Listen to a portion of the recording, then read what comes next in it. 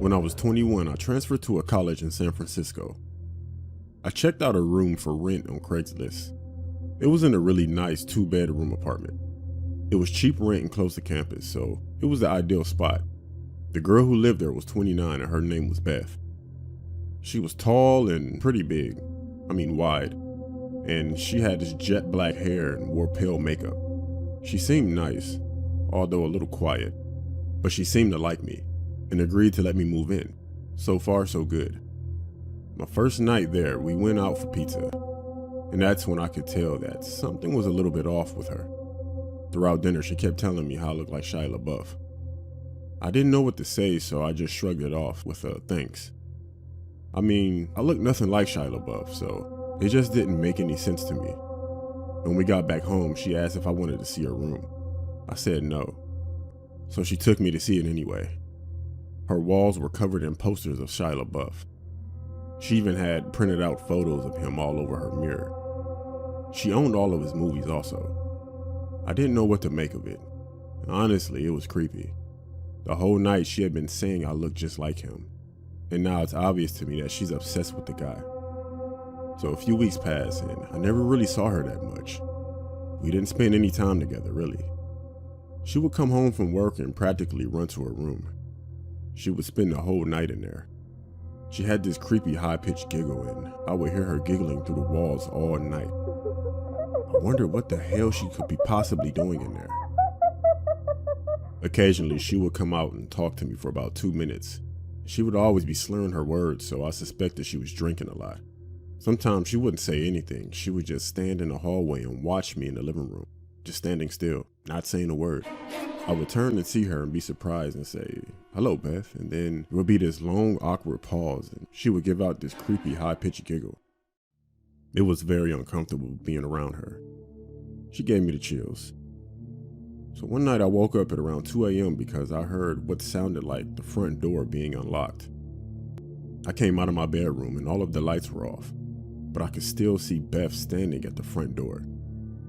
She had her face against it, and she was turning the lock back and forth over and over again. And every time she turned the bolt, she mumbled my name. Max Barker, Max Barker, Max Barker. Seeing her standing in the dark and mumbling my name really freaked me out. And it doesn't help that she kinda looks like a bigger version of the girl from The Ring. I just quietly went back to my room, but as I did it, I walked backwards. I got in my room and I just tried to go to sleep. One night I was watching Gladiator and she stumbled out of her room and turned the living room light on, forcing me to pause the movie, which was annoying. She then asked me if I wanted to hear about her ex-boyfriend. It was an uneasy segue into this topic, but I just said sure and then awkwardly sat back and I listened to her. 10 minutes into her story, she was so riled up. She was screaming at the top of her lungs about their breakup. I was worried that the neighbors were going to call the cops. She wasn't listening to me when I asked her to just lower the volume. Amidst all of her screaming, one thing she said that freaked me out, she was in such a fit and yelled, "I'll slit his fucking throat." That was a big game changer for me. Suddenly, I had no idea what this girl was capable of. She was practically a stranger. Everything I had seen was becoming alarmingly disturbing. After a few more minutes, she told me thanks for listening and she started doing her giggle. I got out of there pretty fast and went to my room to go to sleep. I had a pretty unsettled feeling about being in this house with her. And what's worse is, there was no lock on my bedroom door. I pushed the edge of my dresser in front of it to act as a little barricade. I woke up in the middle of the night to the sound of my dresser scraping against the floor. Beth was pushing my door open. I turned on my light, shouting at her to stop. The thing is, I could see her through the opening of the door.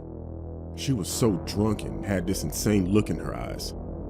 I pushed the door closed and yelled at her to go to bed.